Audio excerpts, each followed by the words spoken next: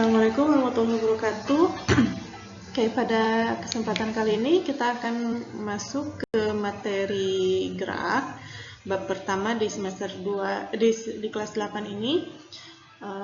Yaitu yang pertama kita bahas itu adalah gerak pada benda ya. Nanti akan ada bahasan gerak pada makhluk hidup, manusia, hewan dan tumbuhan ya. Ini materi di kelas 8 semester 1, tepatnya di bab pertama. Perkenalkan, nama Ibu Nanang Olivia Solihah. Oke, kalau sudah siap semuanya, kita mulai. Oke, gerak. Nah, ini akan kita bahas. Gerak itu kita terbagi ada gerak lurus dan ada yang gerak yang tidak lurus. Tapi kita hanya akan membahas gerak lurus saja. Dan besarannya ini berupa jarak, perpindahan, kelajuan, kecepatan. Gerak lurus nanti kita bagi dua, ada gerak lurus beraturan dan gerak lurus berubah beraturan. Oke, kita akan bahas satu persatu. Pertama kita bahas dulu tentang konsep gerak. Setiap hari, setiap saat kita selalu bergerak. Nah, sementara gerak itu sendiri apa? Dan ini ternyata dipelajari dalam mata pelajaran IPA ya. Tahukah kamu bagaimana benda dikatakan bergerak? Nah, kalau dalam sains, dalam IPA, suatu benda dikatakan bergerak jika benda itu mengalami perubahan kedudukan terhadap titik tertentu sebagai acuan. Jadi kalau misalnya kita dalam IPA, kita dikatakan bergerak kalau misalnya kita berubah posisinya. Kalau misalnya diam di tempat, contohnya kamu berjalan di tempat, jalan di tempat atau lari di tempat, kalau dalam IPA dikatakan tidak bergerak. Karena apa? Posisinya masih di situ, ya, tidak berpindah. Nah, ini perubahan kedudukan terhadap titik tertentu sebagai acuan. Titik acuan itu sendiri apa? Yaitu titik untuk memulai pengukuran perubahan kedudukan benda. Jadi dari mana kita dikatakan berpindah? Misalkan dari suatu titik kita berjalan atau bergerak atau berpindah ke suatu tempat, ke titik yang lain. Nah, itu kita sebut sebagai titik acuan. Ya, jadi titik awalnya. Nah, sementara titik yang kita lalui ketika bergerak itu disebut sebagai lintasan. Ya, dikatakan sebagai lintasan. Nah, sebenarnya benda yang diam itu dapat juga dikatakan bergerak. Kok bisa? Tadi katanya harus berpindah. Sekarang benda yang diam juga dikatakan bergerak. Nah, ini tergantung pada titik acuan yang dipakai. Jadi titik acuan itu tidak mutlak di satu titik yang sama. Ya, tergantung pada titik acuan yang dipakai dan kedudukan benda yang berubah terhadap titik. Nah, inilah yang kita sebut sebagai gerak relatif. Ya, artinya benda dapat dikatakan bergerak terhadap titik acuan tertentu tetapi tidak bergerak terhadap benda yang lain. Contohnya misalnya ketika misalnya kita di dalam angkot, contohnya misalnya kita sekarang berada di planet bumi ini, sedang duduk manis atau tidur, ya. Menurut kita, menurut orang lain, misalnya kita dikatakan sedang diam, tidak bergerak, ya. Tapi kalau misalnya ada seseorang di luar planet bumi sedang mengamati kita, maka menurut orang itu kita sedang bergerak. Kenapa? Karena kita bersama-sama dengan planet bumi sedang bergerak mengelilingi matahari. Nah, itu yang dimaksud dengan gerak relatif. Jadi, menurut satu titik acuan dia dikatakan bergerak, tapi menurut acuan yang lain dia dikatakan diam. Ya, jadi tergantung titik acuan. Kalau bahasa kerennya mah, tergantung dari sudut mana kita memandang. Nah, itu gerak bersifat relatif. Ya. Nah, jadi dikatakan di sini bahwa gerak adalah perubahan posisi atau kedudukan suatu benda terhadap titik acuan tertentu. Itu yang dimaksud dengan gerak. Gerak juga dapat dikatakan sebagai perubahan kedudukan suatu benda dalam selang waktu tertentu. Jadi perubahan kedudukan dalam waktu tertentu dia berubahnya seperti apa sih? Berubah kedudukannya seperti apa? Nah, itu kita bisa juga sebut sebagai gerak. Nah, ketika benda bergerak, dia akan melalui suatu lintasan tertentu. Lintasan bisa berupa lintasan yang lurus, melingkar, ataupun lintasan yang tidak beraturan. Nah, pada bagian ini kita hanya akan membahas gerak benda pada lintasan yang lurus, ya. Pada lintasan yang lurus saja. Nah, itu kita kenal dengan istilah gerak lurus. Dari namanya gerak lurus, berarti benda yang bergerak pada lintasan yang berupa garis lurus. Dia akan melibatkan jarak, waktu, dan kecepatan. Ya. Jadi gerak lurus ini gerak pada lintasan yang berupa garis lurus. Kamu lurus maju ke depan, itu dikatakan gerak lurus. Ya. Nah, coba kamu bayangkan Dari rumah kamu ke sekolah itu berapa jauhnya? Coba kita lihat dulu gambar berikut. Nah, ini ada seseorang, perkenalkan ini namanya Ronaldo. Dia berjalan dari rumah ke pasar mau belanja, ya.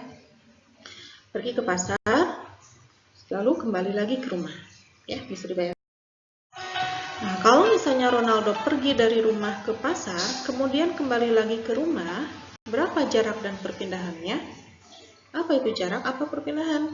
Apa sih kalau ada dua? Nah, ketika Ronaldo pergi dari rumah ke pasar lalu kembali lagi ke rumah, besarnya jarak yang ditempuh ini merupakan jarak dari rumah ke pasar ditambahkan dengan jarak dari pasar ke rumah. Jadi dari rumah ke pasar dia sudah berjalan sejauh berapa? Lalu ditambah juga dari pasar ke rumah. Jadi 2 kali balikan ya. Jadi jarak yang ditempuh itu adalah 200 meter dari rumah ke pasar ditambah 200 meter dari pasar ke rumah. Sehingga total jarak yang ditempuh itu adalah 400 meter. Adapun perpindahan yang ditempuh adalah 200 meter ke arah pasar. Jadi dia berpindah dari rumah ke pasar sejauh 200 meter. Ya. Dan 200 meter ke arah rumah yang letaknya berlawanan dengan arah ke pasar. Jadi balik ya, bolak-balik 200 meter ke arah pasar dan 200 meter ke arah rumah. Oke, sekarang kita lihat dia asalnya dari rumah lalu kembali lagi ke rumah. Apakah dikatakan mengalami perpindahan? Nah, perpindahan yang telah ditempuh itu adalah 200 meter ditambah negatif 200 meter. Kenapa negatif? Karena tadi arahnya berlawanan.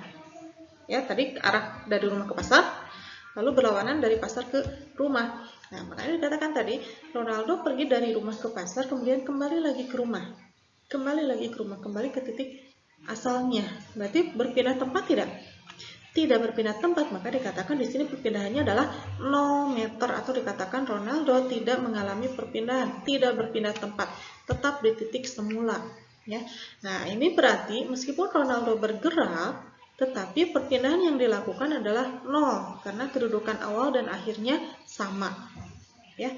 Jadi meskipun dia berpindah putar-putar ke arah mana saja, tapi kalau misalnya dia kembali ke tempat semula maka dikatakan perpindahannya 0 atau dikatakan tidak bergerak. Paham ya? Kita lanjut. Nah, tadi dikatakan ada jarak, ada perpindahan. Jarak itu sendiri itu merupakan panjang lintasan yang ditempuh oleh benda. Jadi sejauh mana dia menempuh lintasan yang dilewati, sejauh mana dia bergerak. Sedangkan perpindahan itu adalah panjang lintasan yang ditempuh benda dengan memperhatikan posisi awal dan posisi akhir. Jadi hanya melihat posisi awal dan posisi akhirnya saja. Asalnya dia di mana, akhirnya dia di mana. Jadi hanya melihat itunya saja, itu dikatakan perpindahan. Kalau jarak, itu setiap lintasan yang ditempuh itu diperhitungkan. Nah, perpindahan juga bisa dikatakan merupakan jarak lurus resultan dari posisi awal sampai posisi akhir. Jadi cukup menarik garis lurus dari titik awal ke titik akhir.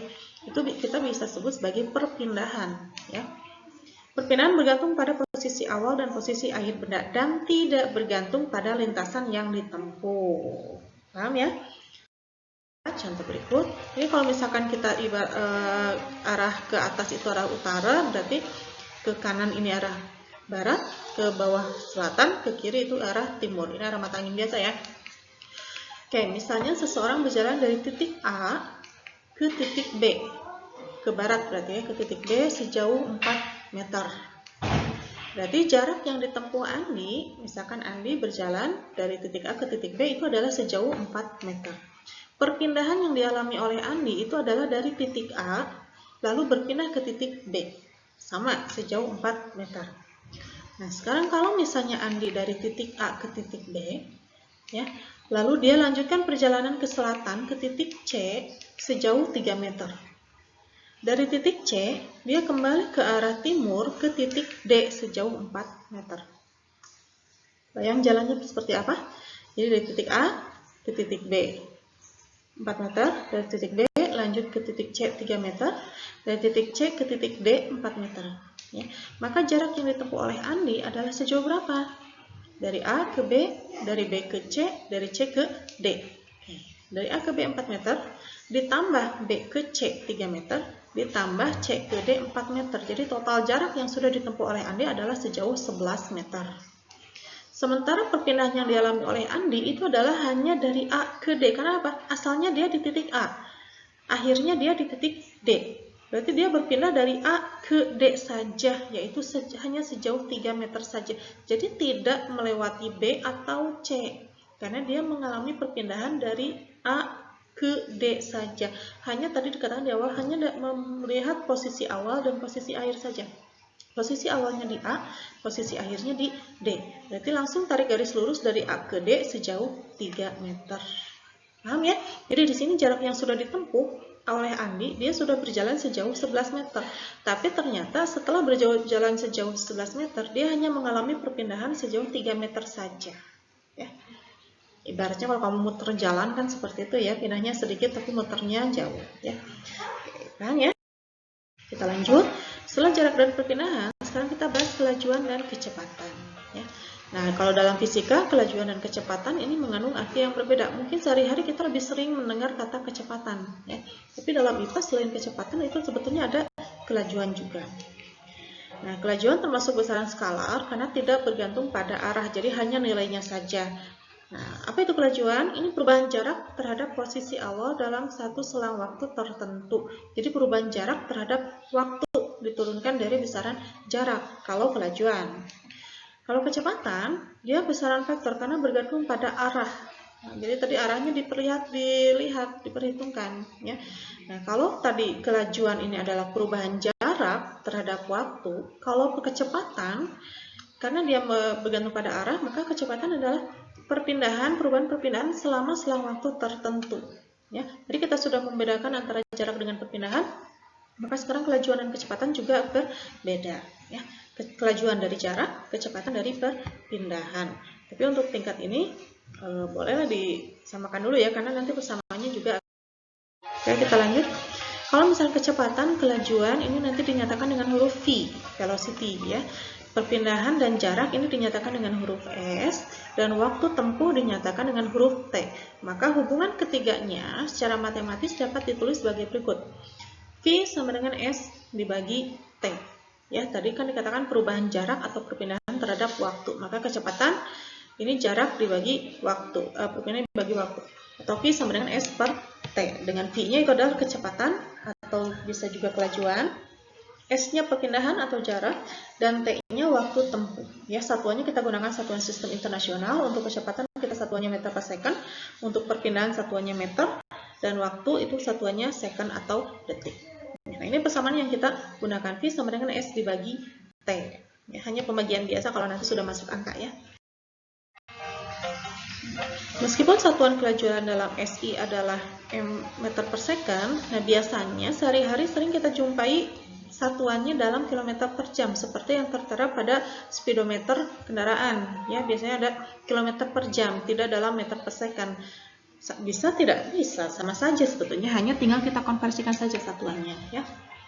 Kalau 1 km per jam itu kita konversikan, maka kilometernya kita rubah ke meter, yaitu 1000 meter, jamnya kita rubah ke second, jadi 3600 second. Sehingga diperkecil jadi 5 per 18 meter per second. Jadi artinya 1 km per jam itu sama dengan 5 per 18 meter per second. Ini bisa kita tulis seperti ini. Nah, 1 km per jam ini sama dengan 5 per 18 meter per second, atau 1 meter per second itu sama dengan 18 per 5 km per jam. Ya, tinggal dibolak-balik aja. Contohnya, misalnya kita mengkonversikan satuan kelajuan berikut, 72 km per jam sama dengan berapa meter per second. 72 km per jam, nah tinggal dikalikan tadi, 72 dikali 5 per 18 meter per second. Berapa? Tinggal dikali dibagi biasa, hasilnya 72 km per jam itu sama dengan 20 meter per second. Artinya apa? 20 meter per second artinya dalam 1 detiknya dia bisa menempuh jarak sejauh 20 meter, atau 72 km per jam artinya dalam waktu 1 jam dia bisa menempuh jarak sejauh 72 km ya. Nah, contoh yang kedua, misalnya sebuah motor melaju sejauh 6 km dalam waktu 15 menit. Berapakah kelajuan motor tersebut? Nah, kita lihat, kita tidak bisa melihat dari speedometernya saja. Kalau misalnya mau kita hitung seperti ini ya. Nah, Diketahui jarak yang ditempuhnya 6 km, karena satuannya belum dalam SI, maka kita rubah dulu ke meter. 6 km sama dengan 6.000 meter. Waktunya 15 menit, kita rubah ke second jadi 900 second. Yang ditanya adalah kelajuan, kita gunakan persamaan yang tadi sudah kita bahas, yaitu V sama dengan S dibagi T. Langsung masukkan angkanya, S-nya 6000, T-nya 900, maka diperoleh kelajuannya adalah 6,67 meter per second. Artinya motor itu dalam waktu 1 detik bisa menempuh jarak sejauh 6,67 meter. Oke, kita lanjut. Setelah kelajuan dan kecepatan, nanti muncul besaran percepatan. Percepatan diberi simbol dengan huruf A, diambil dari kata akselerasi. Percepatan ini merupakan perubahan kecepatan terhadap selang waktu. Jadi kalau misalnya kecepatannya berubah dari pelan menjadi kencang atau dari kencang menjadi pelan, itu maka dia akan mengalami percepatan. Ya, perubahan kecepatan terhadap selang waktu. Secara matematis kita bisa tuliskan seperti ini. A sama dengan perubahan kecepatan dibagi selang waktu atau diberi simbol delta V. Ini segitiga ini bacanya delta. Delta V dibagi T. Atau delta V ini adalah perubahan, berarti keadaan akhir kurangi keadaan awal. Itu Vt dikurangi V0. Vt itu kecepatan akhir dikurangi kecepatan awal dibagi waktunya berapa. Ya, nah ini keterangannya. A-nya itu adalah percepatan, satuannya meter per second kuadrat.